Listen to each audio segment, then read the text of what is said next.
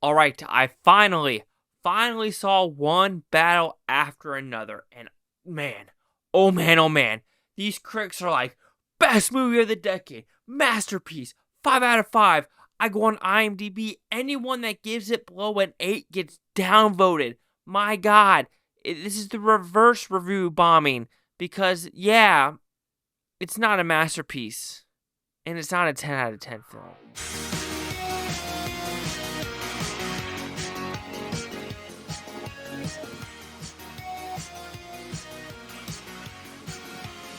Chase Lee Hockey here with the Blue Futon, reviewing one battle after another. What's about pretty simple premise? You have Sean Penn going after Leonardo DiCaprio and Chase Infiniti. I say that weird because my name is Chase as well, because of something that happened 15, 16 years in the past that was an embarrassment, if you want to put it that way. And now it's a chase sequence with Regina. We have Benicio del Toro and others in this film. And you can tell from my intro, this is a overrated film. I'm not saying it's not a good film. I'm saying it's going to be one of the most overrated films of this year. Okay, so before I get to the negatives and why I think it's overrated, let's talk about things you cannot not deny about this film. The score, the cinematography, the look of the film, the editing, and just the attention to detail. So let's talk about the score. The score is good, right? I did enjoy it in most parts. There were some parts, though, it did felt like highest to lowest, where you're just like, you want the score to shut up for a little bit and just enjoy the roar of the engine or the dialogue or just taking the scene. But sometimes the score just won't shut up, and you're like, shh, shh, shh. But it's an overall positive score, in my opinion. Cinematography. Everyone talks about the car chase scene at the end. Don't expect it to be like a Mad Max or Fast and the Furious. No, it is more of a 3-2 car chase.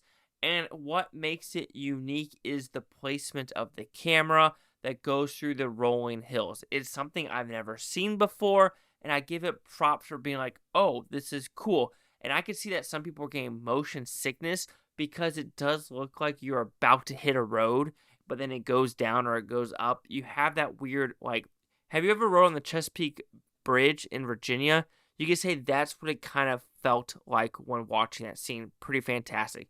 The editing, pretty good. I think how that and the attention to detail can get together, because I watch a lot of big budget or small budget movies, right? And the attention to detail of, like, glass being half full in one scene, the next scene it's full, or the plates being there, or plate not being there, or car door being open, next scene car door is not being open. Here, I didn't see any of that.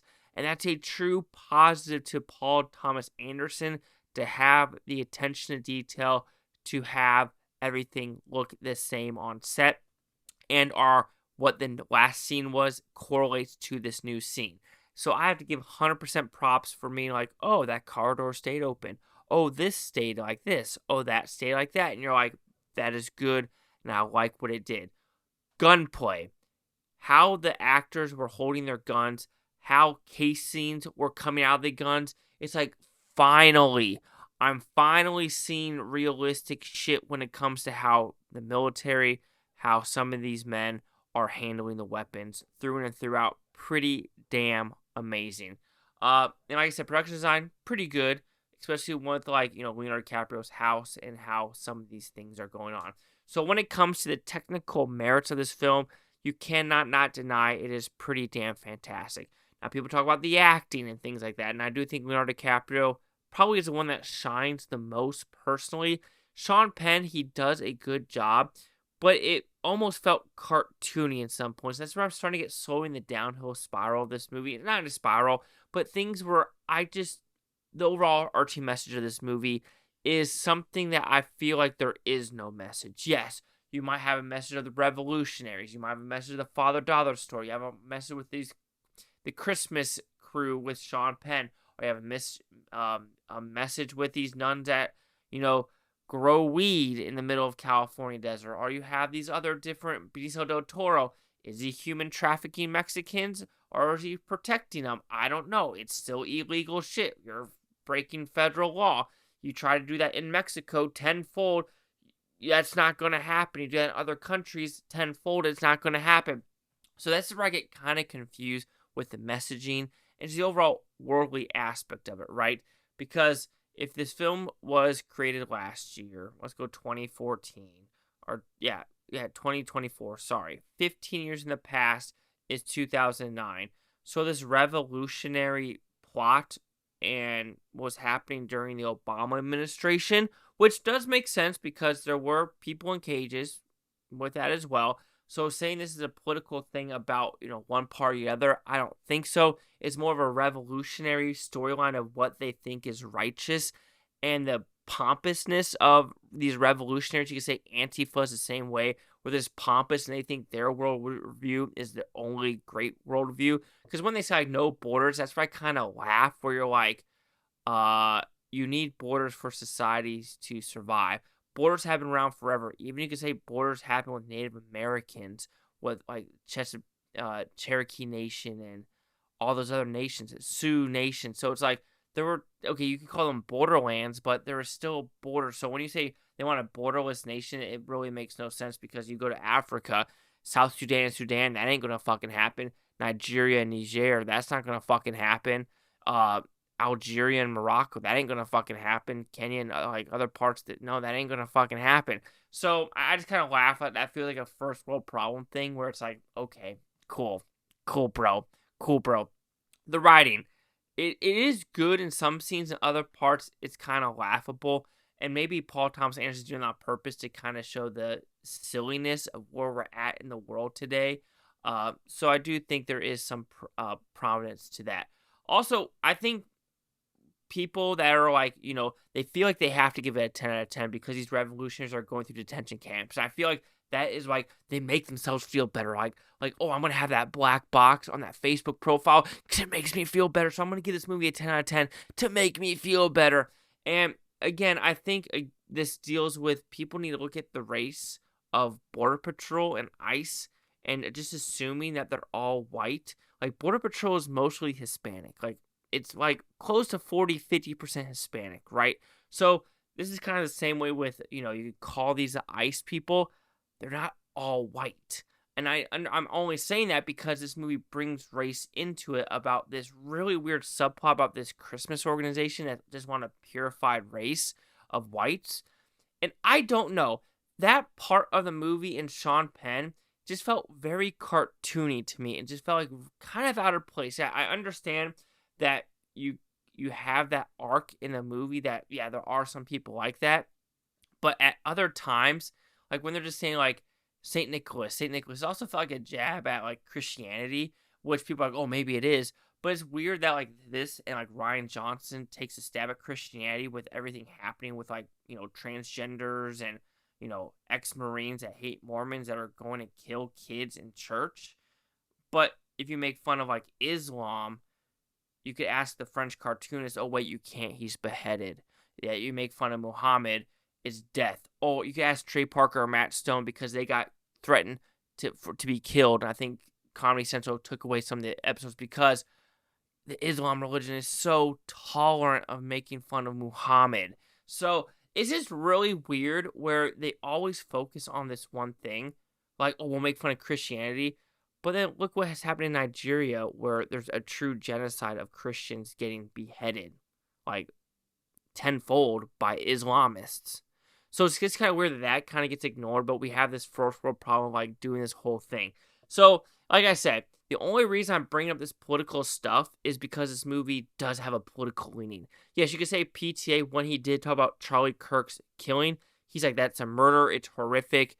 Do not link that to this because it's a fiction film. I'm just trying to make a movie to buy movie tickets, which I appreciate that, and I can't understand that sentiment, but at the same time, you do feel a very much like leaning left side of the story for this, where you're like, okay, and some weird sexual things occurred in this movie. That's what kind of, it was supposed to be funny, but it really wasn't. It was more like off-putting. And when it comes to the comedy, I did laugh a couple of times this movie. Like, okay, that part is pretty funny. And some of that. Other parts, I was just kind of odd. Benicio del Toro, I think he's underutilized. his calm, cool, collective demeanor really works in this movie.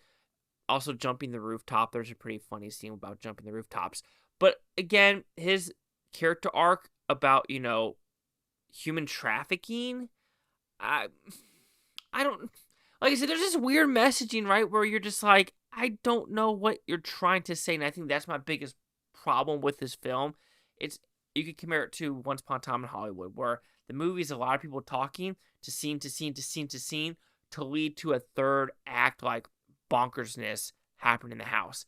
Here, it's kind of the same way where you have weird scenarios happening throughout this movie that kind of connect, that kind of don't, that lead to a pretty badass chase sequence at the end of the film and what they're going to do with, the father-daughter relationship and Sean Penn, Regina Hall as well, and also being rats as well. That's all I'm going to say for that. So, to me, it's a movie with just a lot of messaging that when I'm trying to find something cohesive, I don't know. I think that's to me, the weakest link is it's a movie with a lot of the themes, and that's about it. So overall, one battle after another, you cannot not deny it's a fantastic looking film. It's technically crafted perfection through and throughout. I think PTA does a great job directing. There are some great, camera movements and his attention to detail. And not because it's to me, a 10 out of 10 movie. To me, it's not. But with PTA's attention to detail with everything in this film makes him win the Oscar. And I'm okay with that, at least. Him winning the director Oscar, I'm 100% okay with. Because, like I said, there's too many directors that, make a good film, but their eye is not keen enough to have something cohesive. This one really does it, in my opinion. It's going to win Best Picture of the Year. I don't think it is, but hey, I'm just a random dude in a fucking room of videos, and PTA ain't going to watch this. I'm going to have some random Joes watch this, probably download it saying I'm racist, blah, blah, blah. I've already had that with Highest to Lowest. I already had that with Sinners. I have those other ones. I don't care. Throw out all the words you want.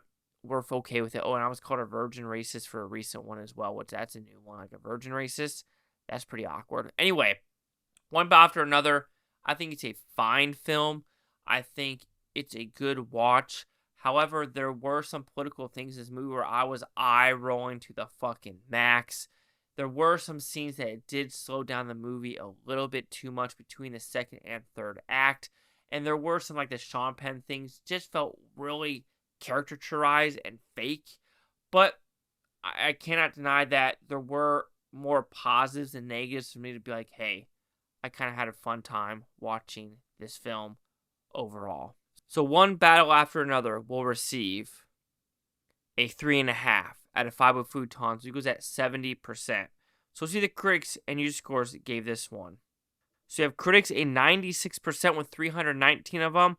Audience score 85% with over 2,500 critic consensus. An epic screwball adventure teeming with awe-inspiring action set pieces.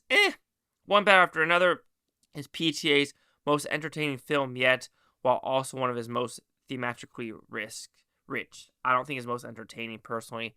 To me, it still goes with Boogie Nights and Magnolia and other ones as well. It's a fun one to watch, but like I said, this overrated. Just calm your horses. 96, 85, 70. Chase Locker, the Blue Futon. Like, comment, subscribe. I'm Alex Futontopia.